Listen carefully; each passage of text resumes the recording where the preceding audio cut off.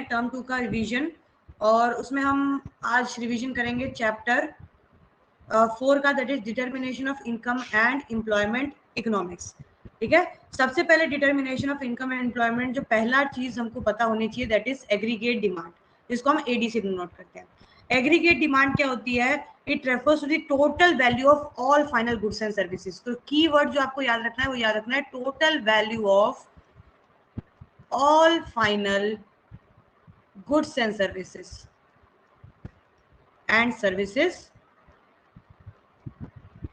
that are planned to be purchased by all sectors। ठीक है, तो ये होती है आपकी एग्रीगेट डिमांड। एग्रीगेट डिमांड क्या होती है? Total value of all final goods and services जो कि प्लान करते हैं। ये कभी भी बेटा एक्चुअल नहीं होती है, ये क्या होती है? प्लान्ड होती है।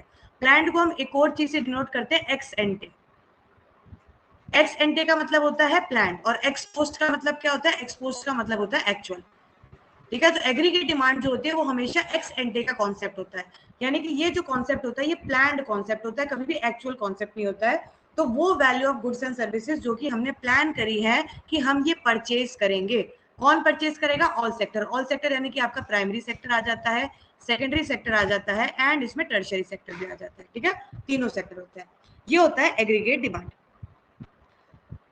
और दूसरी एक डेफिनेशन एग्रीगेट डिमांड की, दूसरी तरीके से हम एग्रीगेट डिमांड क्या समझ सकते हैं? It is the total expenditure. What it is? It is the total expenditure on goods and services. Total expenditure on goods and services, goods and services. ठीक है, in an economy over a given period of time. तो aggregate demand क्या होता है? Total expenditure, यानी कि जितना हम प्लान करेंगे परचेज करने के लिए, वो परचेज हम कर लेंगे तो वो क्या हो जाता है? टोटल एक्सपेंडिचर होता है कि हमने कितना खर्चा किया है। हम बेटा तभी पैसा खर्च करते हैं जब हम कोई चीज की डिमांड करते हैं, बिना डिमांड के कभी भी हम खर्चा नहीं कर पाएंगे। तो एग्रीगेट डिमांड क्या होता है? एक तरीके से टोटल एक्सपेंडिचर होता है on goods and services over a given period of time. ठीक है, ये आपका होता है एग्रीगेट डिमांड। अब हम लोग नेक्स्ट कॉन्सेप्ट पे आते हैं जो कि है कंपोनेंट्स ऑफ एग्रीगेट डिमांड, जो कि एक इंपॉर्टेंट टॉपिक है। सो हमारा नेक्स्ट टॉपिक जो आता है that is components of aggregate demand. ठीक है, एडी से डिनोट करें। कंपोनेंट ऑफ एग्रीगेट डिमांड क्या होते हैं? अगर मैं शॉर्ट फॉर्म में बोलूं तो ये होता है सी plus I plus G plus X minus M. सी का मतलब यहाँ पे क्या होता है? सी का मतलब होता है consumption expenditure of house hold. Consumption expenditure of house hold. ठीक है, हाउस होल्ड ने कितना एक्सपेंडिचर किया है कंजम्पशन पे। कंजम्पशन यानी कि उसको खुद पे यूज करने के लिए कितना खर्चा किया है, वो हो जाएगा आपका consumption expenditure of house hold. फिर आता है आई। आई का मतलब क्या होता है? आई का मतलब होता है investment expenditure. Investment expenditure. Investment expenditure का मतलब क्या होता है? वो एक्सपेंडिचर जो कि बेटा प्राइवेट सेक्टर करती है। ठीक है, वो एक्सपेंडिचर जो कि कौन करता है? प्राइवेट सेक्टर करती है, उसको हम आई से डिनोट करते हैं। जी क्या होता है? जी होता है government consumption expenditure. Government consumption expenditure यानी कि वो खर्चा जो कि कौन कर रही है? गवर्नमेंट कर रही है। गवर्नमेंट में कुछ ना कुछ क्या करती है? एक्सपेंडिचर करती है। ठीक है, इसके बाद आ जाता है हमारा X minus M. X minus M का मतलब क्या होता है? एक्सपोर्ट माइनस इंपोर्ट, या फिर इसको आप नेट एक्सपोर्ट लिखते हो। नेट एक्सपोर्ट का क्या मतलब होता है? नेट एक्सपोर्ट का मतलब होता है कि एक्सपोर्ट में से आपको क्या करना है? इंपोर्ट को माइनस कर देना है। एक्सपोर्ट में से आपको इंपोर्ट को माइनस करना है, दैट इज नेट एक्सपोर्ट। तो एक्स से हम डिनोट करते हैं एक्सपोर्ट को, और एम से हम डिनोट करते हैं इंपोर्ट को। ये हो जाते हैं हमारे कंपोनेंट्स ऑफ, क्या हो जाते हैं? Components of aggregate demand. तो जब भी आपको पूछा जाए what are the components of aggregate demand, तो आपको पता होना चाहिए एग्रीगेट डिमांड का मतलब होता है, पूछा जाएगा उससे कंपोनेंट पूछे जाएंगे तो आपको पता होना चाहिए C plus I plus G plus X minus M. ठीक है, these are the components of aggregate demand. ये हमारे एग्रीगेट डिमांड के कंपोनेंट होते हैं। फिर फाइन, अब हम लोग दो चीज और थोड़ा ध्यान से इसमें समझेंगे। क्या समझेंगे? एक हम समझेंगे कि component of aggregate demand in closed economy. जब इकोनॉमी हमारी क्लोज्ड होती है, यानी कि कोई भी हम एक्सपोर्ट या इंपोर्ट नहीं करते हैं, तब उस केस में हमारा एग्रीगेट डिमांड क्या होता है? तो क्लोज्ड इकोनॉमी में जो हमारी एग्रीगेट डिमांड होती है वो क्या होती है? कंजम्पशन ऑफ हाउस होल्ड यानी कि सी प्लस आई प्लस जी होती है। क्लोज्ड इकोनॉमी का मतलब क्या होता है कि एक कंट्री के अंदर ही अंदर आप क्या कर रहे हो, जो भी आपको परचेज या सेल करना है अंदर ही अंदर कर रहे हो, तो उस केस में एक्सपोर्ट और इंपोर्ट को कंसीडर नहीं करोगे। और दूसरा होता है टू सेक्टर इकोनॉमी, ठीक है, जो कि हमारे सिलेबस में है। तो जब भी हमको एग्रीगेट डिमांड पूछा जाएगा तो टू सेक्टर इकोनॉमी की जो एग्रीगेट डिमांड होती है वो होती है सी प्लस आई की। क्या होती है? सी प्लस आई की, जो कि हमारे सिलेबस के अंदर है। तो क्लोज्ड इकोनॉमी का फॉर्मूला होता है सी प्लस आई प्लस जी, और टू सेक्टर इकोनॉमी का फॉर्मूला होता है सी प्लस आई। ठीक है, ये आपके हो गए कंपोनेंट्स ऑफ एग्रीगेट डिमांड। अब आते हैं हम लोग नेक्स्ट टर्म पे, जिसको बोलते हैं हम एग्रीगेट सप्लाई। ठीक है, एग्रीगेट डिमांड और दूसरा आ जाता है हमारा एग्रीगेट सप्लाई, जिसको हम एएस से डिनोट करते हैं, एग्रीगेट सप्लाई। एग्रीगेट सप्लाई क्या होती है? एग्रीगेट सप्लाई होती है, it is the monetary value of all final goods and services. देखो कीवर्ड क्या आया, it is the monetary value of all final goods and services purchasable, जो कि परचेज किए जा सकते हैं। परचेजेबल का मतलब क्या होता है? परचेज किए जा सकते हैं। ठीक है, परचेजेबल का मतलब होता है, ठीक है, by an economy in a specific period of time. तो अब देखो एग्रीगेट डिमांड और एग्रीगेट सप्लाई में कि डेफिनेशन में डिफरेंस कितना है। डेफिनेशन में केवल बेटा डिफरेंस इतना है कि एग्रीगेट डिमांड पे मॉनेटरी वैल्यू की जगह हम क्या लिखते हैं? मॉनेटरी वैल्यू की जगह हम टोटल वैल्यू लिखते हैं, और परचेजेबल की जगह क्या लिखते हैं? परचेज लिख देते हैं। तो अब दोनों डेफिनेशन आपको याद करने की जरूरत नहीं है, केवल एक डेफिनेशन अगर आपको याद होगी तो दूसरे अपने आप याद हो जाएगी। एग्रीगेट डिमांड में मॉनेटरी वैल्यू की जगह हम लिखते हैं टोटल वैल्यू, और परचेजेबल की जगह लिखते हैं हम परचेज। ठीक है, ये होता है। और एग्रीगेट सप्लाई में हम क्या लिखते हैं? Monetary value of all goods and services purchasable by an economy. ठीक है, अगर दूसरे टर्म में इसको मैं बोलूं तो this is also known as movement of goods and services, movement of goods and services, यानी कि एक जगह से दूसरी जगह पे सामान पहुंचाना। या फिर मूवमेंट का मतलब हम बोल सकते हैं, मान लो कि आपकी फैक्ट्री है, ठीक है, और ये आपका मार्केट है, या फिर ये आपके हाउस होल्ड है। तो फैक्ट्री से हाउस होल्ड के बाद पास जो सामान जाता है, फैक्ट्री से हाउस होल्ड की तरफ जो सामान मूव करता है, इसी को हम सप्लाई बोलते हैं। एग्रीगेट सप्लाई का मतलब हो जाता है टोटल सप्लाई। क्या हो जाता है? सारे सेक्टर की जो सप्लाई होती है वो क्या हो जाती है? आपकी टोटल सप्लाई हो जाती है। ठीक है, तो अगर हम एग्रीगेट सप्लाई को बोलेंगे total goods and services purchasable by the economy, तो ये कहीं ना कहीं मेरे को लग रहा है कि नेशनल इनकम की डेफिनेशन से मैच कर रहा है, क्योंकि नेशनल इनकम की डेफिनेशन क्या होती है? All goods and services produce in an economy with in a given period of time, वो होती है नेशनल इनकम। और कुछ कुछ ये एग्रीगेट सप्लाई से भी मिलती है। तो इसकी वजह से aggregate supply is always equal to Y. Y का मतलब क्या होता है? वाई का मतलब होता है नेशनल इनकम। तो यहां से हमको एक रिलेशनशिप पता चल गया। क्या पता चल गया? कि हमारी एग्रीगेट सप्लाई जो होती है वो किसके इक्वल होती है? वाई के इक्वल होती है। और अगर हम लोग इसको दूसरे टर्म में लिखेंगे तो एग्रीगेट सप्लाई हमारे जो दो कंपोनेंट से बनते हैं वो होता है सी और एस, यानी कि कंजम्पशन और सेविंग।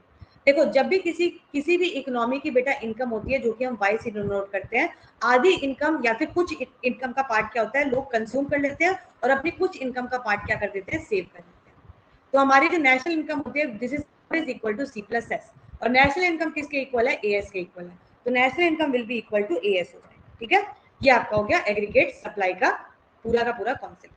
नेक्स्ट कॉन्सेप्ट की तरफ बढ़ते हैं, that is our consumption function. अब ये कंजम्पशन फंक्शन क्या होता है, या फिर इक्वेशन ऑफ कंजम्पशन फंक्शन। ठीक है, नेक्स्ट हमारा जो कॉन्सेप्ट है that is equation of consumption function.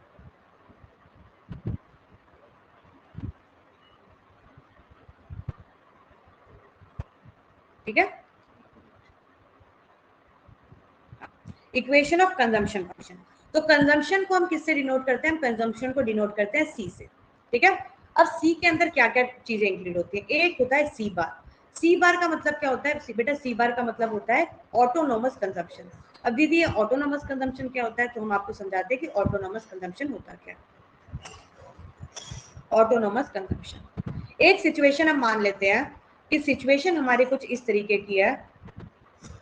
हमारी सिचुएशन कुछ इस तरीके की है कि मेरी इनकम जो है वो जीरो है। मैं मान लेती हूँ कि मेरी एक इनकम 0 है, लेकिन मेरे को जिंदा रहने के लिए, किसके लिए, फॉर लिविंग अ लाइफ, मेरे को कुछ ना कुछ कंज्यूम करना क्या है बेटा, जरूरी है। कुछ ना कुछ क्या करना, कंज्यूम करना जरूरी है। ठीक है, किसके लिए, जीने के लिए।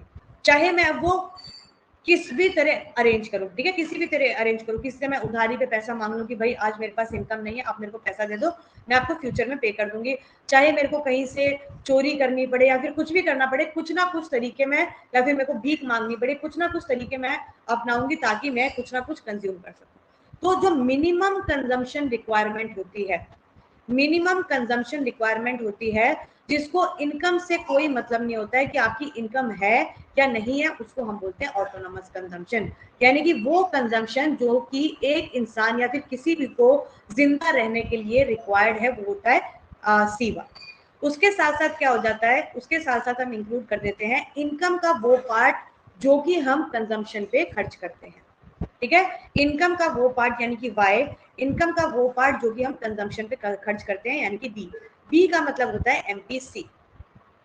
एमपीसी का मतलब क्या होता है, marginal propensity to consume. MPC का मतलब क्या होता है, marginal propensity to consume. Marginal propensity to consume का मतलब क्या है, इसका मतलब ये है इनकम का वो पार्ट जो कि हम कंजम्पशन पे खर्च कर रहे हैं। ध्यान से समझो, इनकम का वो पार्ट जो कि हम कंजम्पशन पे खर्च कर रहे हैं। तो बी का मतलब हो गया एमपीसी और आपके वाई का मतलब हो गया इनकम। यानी कि इनकम का वो पार्ट जो कि हम कहाँ खर्च कर रहे हैं, कंजम्पशन पे खर्च कर रहे हैं, दैट इज एमपीसी। तो कंजम्पशन फंक्शन क्या हो जाता है बेटा, consumption function is C bar plus B bar. C bar का मतलब क्या है, सी बार का मतलब मिनिमम कंजम्पशन जो कि जीने के लिए जरूरी है, प्लस अगर मेरी इनकम होती है तो उसका कितना पार्ट मैं कंजम्पशन पे खर्च करती हूँ, दैट इज माई एमपीसी। ठीक है, ये हो गया आपका कंजम्पशन फंक्शन। अब इसी चीज को अगर डायग्रामेटिकली मेरे को रिप्रेजेंट करना हो तो किस तरीके से रिप्रेजेंट करेंगे। बाई चांस आपको क्वेश्चन आ गया कि रिप्रेजेंट कंजम्पशन फंक्शन डायग्रामेटिकली, तो किस तरीके से आप इसको रिप्रेजेंट करेंगे। तो देखो ध्यान से समझना, ठीक है, ये हमारा ग्राफ है। अब हम ये पार्ट वो मान लेते हैं सी बार, जो कि हमको मिनिमम कंजम्पशन करना ही करना पड़ेगा, भले मेरी इनकम 0। तो आपका नीचे वाला पार्ट जो आ जाएगा, ये पार्ट आप मान लो इनकम है बेटा, एक्स एक्सिस आपकी जो है वो इनकम है, और वाई एक्सिस आपका क्या है, कंजम्पशन है। वाई एक्सिस आपका कंजम्पशन है। ठीक है, अब आपकी इनकम क्या है, 1 2 3 4 5 6, 1 2 3 4 5 6 हम ये मान लेते हैं। ठीक है, और कंजम्पशन 1 2 3 4 5 एंड 6। ठीक है, अब मिनिमम कंजम्पशन हमने 2 लेवल पे मान लिया है, यानी कि जिंदा रहने के लिए 2 एप्पल मेरे को खाने पड़ेंगे। ठीक है, हमने एप्पल की क्वांटिटी ले लिया, तो जिंदा रहने के लिए 2 एप्पल खाने पड़ेंगे। तो मेरी इनकम 0 है तो भी मेरा कंजम्पशन क्या है, 2 एप्पल का है। अब जैसे जैसे बेटा मेरी इनकम बढ़ती चली जाएगी, वैसे वैसे मेरा कंजम्पशन भी बढ़ता चला जाएगा। ये हमारी ह्यूमन टेंडेंसी होती है कि जब हमारी इनकम बढ़ती है तो हमारा कंजम्पशन भी बढ़ता है। तो जब भी हमारी इनकम बढ़ेगी तो कंजम्पशन हमारा बढ़ता चला जाएगा। इसकी वजह से मेरा कंजम्पशन का ग्राफ जो होगा वो कुछ इस तरीके से होगा। ठीक है, तो ये वाली जो मेरी लाइन होगी, this will be denoted as C plus D Y. C यानी कि कंजम्पशन, यानी कि यहां से स्टार्ट किया है तो सी बार मैंने लिख दिया यहाँ पे, और बी वाई का मतलब इनकम का वो पार्ट जो कि मैं अपने कंजम्पशन पे खर्च कर रही हूँ। तो this will be your C bar plus B Y. इसको आप लिख दोगे C is equal to C bar plus B Y. ये आपकी कंजम्पशन फंक्शन है, this is your consumption function. ठीक है, ऑटोनोमस कंजम्पशन आप समझ गए। ऑटोनोमस कंजम्पशन यानी कि वो कंजम्पशन जो कि आपकी इनकम अगर 0 होगी तो भी आप करोगे, या यानी कि आप इसको दूसरे वर्ड में बोल सकते हो, the consumption which is unaffected bye income, which is unaffected bye income, यानी कि आपकी इनकम कितनी भी हो, आपकी इनकम कितनी भी हो, आपका कंजम्पशन उतना होगा ही होगा। ये आपकी क्या हो जाएगी, ऑटोनोमस कंजम्पशन। इसी से रिलेटेड एक और कॉन्सेप्ट होता है बेटा, इंड्यूस्ड कंजम्पशन। इंड्यूस्ड कंजम्पशन का मतलब होता है वो कंजम्पशन जो कि आपकी इनकम से इफेक्ट होती है, वो कंजम्पशन जो आपकी इनकम से इफेक्ट होती है। ऑटोनोमस कंजम्पशन इनकम से इफेक्ट नहीं होती है, और इंड्यूस्ड कंजम्पशन जो होती है वो इनकम से इफेक्ट होती है। क्या इफेक्ट होता है आपका इनकम के साथ, जैसे जैसे आपकी इनकम, एक मिनट, जैसे जैसे आपकी इनकम बढ़ती चली जाती है, जैसे जैसे आपकी इनकम बढ़ती चली जाती है, वैसे वैसे आपका कंजम्पशन भी बढ़ता चला जाता है। यानी कि इनकम और इंड्यूस्ड कंजम्पशन में कैसा रिलेशन है, ये आपका डायरेक्ट रिलेशन हो जाता है।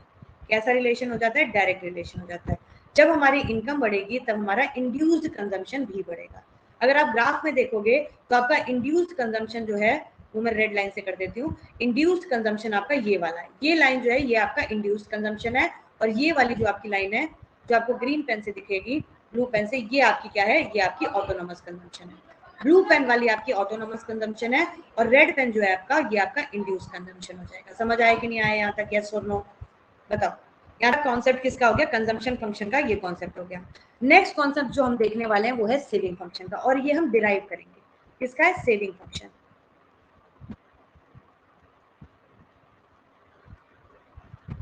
ठीक है, सेविंग फंक्शन का होता है। चलो सबसे पहले तो मैं आपको ग्राफ बना के दिखाती हूँ कि सेविंग फंक्शन का ग्राफ बनता कैसे है और वैसा क्यों बनता है, दोनों चीज हमको समझनी पड़ेगी। तो सेविंग फंक्शन का जो ग्राफ होता है बेटा वो कुछ इस तरीके से होता है। सेविंग फंक्शन जो होती है वो माइनस से भी स्टार्ट हो सकती है। अब हम समझेंगे माइनस से क्यों स्टार्ट होती है और इस तरीके से सेविंग फंक्शन आपका बनता है। अब ये सारा कॉन्सेप्ट समझो आप। मान लो कि आपकी इनकम जो है, पहले तो ये ऊपर वाई एक्सिस आपका सेविंग हो गया और एक्स एक्सिस आपकी हो जाएगी इनकम। ठीक है, और मैंने नीचे से स्टार्ट करी है, this is your minus C bar. Minus C bar क्यों? देखो मान लो कि आपकी इनकम जो है 0 है, ठीक है, लेकिन आपको जीने के लिए 100 रुपीज का खर्च करना ही करना पड़ेगा। तो अगर मैं इसको फॉर्मूले में लगाऊंगी तो y इज इक्वल टू क्या हो जाएगा? c प्लस एस होता है। y मेरी क्या है बेटा? 0 है। कंजम्पशन मेरा कितना है? 100 है। तो s कितना हो जाएगा? देखो 100 जब यहाँ चला जाएगा तो माइनस 100 हो जाएगा। तो 100 कितना हो जाएगा? s कितना हो जाएगा? माइनस 100 हो जाएगा। c कितना था? 100 था। s कितना था? माइनस 100 था। ठीक है, यानी कि जब हमारी इनकम जो है वो 0 होती है तो जितना हमारा ऑटोनोमस कंजम्पशन होगा उसी पॉइंट से हमारा सेविंग स्टार्ट होने वाला है। दोबारा समझो, जब हमारी इनकम 0 होती है तो जिस पॉइंट से मेरा कंजम्पशन स्टार्ट होगा उसी पॉइंट से मेरा सेविंग स्टार्ट होगा, लेकिन नेगेटिव से। उसी पॉइंट से मेरा सेविंग स्टार्ट होगा नेगेटिव से। तो अगर मैं एस को माइनस सी बार लिखूंगी तो कोई उसमें हैरानी वाली बात नहीं होती, क्योंकि सी बार कितना दे रखा है? सी बार 100 दे रखा है। तो माइनस सी बार कितना हो जाएगा? माइनस सी बार हो जाएगा minus 100 which is S only. ठीक है, तो सेविंग फंक्शन हमारा नीचे से स्टार्ट होता है और ये भी क्या करता है? अपवर्ड मूव करता है जैसे जैसे हमारी इनकम बढ़ती है, क्योंकि जैसे जैसे हमारी इनकम बढ़ेगी उतना ज्यादा हमारे पास पैसा आएगा और उतना मैं क्या करने लगूंगी? सेव करने लगूंगी। तो सेविंग कहाँ से स्टार्ट होती है बेटा? सेविंग आपकी माइनस से स्टार्ट हो सकती है। ये पॉइंट को आपको ध्यान से समझना है कि सेविंग आपकी माइनस से स्टार्ट हो सकती है। Now what is saving function? Saving function को हम डिनोट करते हैं s is equal to F of Y, यानी कि फंक्शन ऑफ वाई। ठीक है, अगर इसको मेरे को फॉर्मूले में लिखना है तो saving function is equal to minus C bar. Minus C bar क्यों? क्योंकि जिस लेवल से हमारा सी बार स्टार्ट होने वाला है, मान लो इस लेवल से 100 लेवल से सी बार स्टार्ट होगा तो उसी लेवल से हमारा सेविंग भी क्या होगा? स्टार्ट होगा, लेकिन नेगेटिव से। तो minus C bar plus 1 minus B Y. अब ये 1 माइनस बी क्या है? देखो बी मैंने आपको बताया था बेटा एमपीसी होता है। ठीक है, यानी कि वो पार्ट ऑफ इनकम जो कि आप कंजम्पशन पे खर्च करते हो।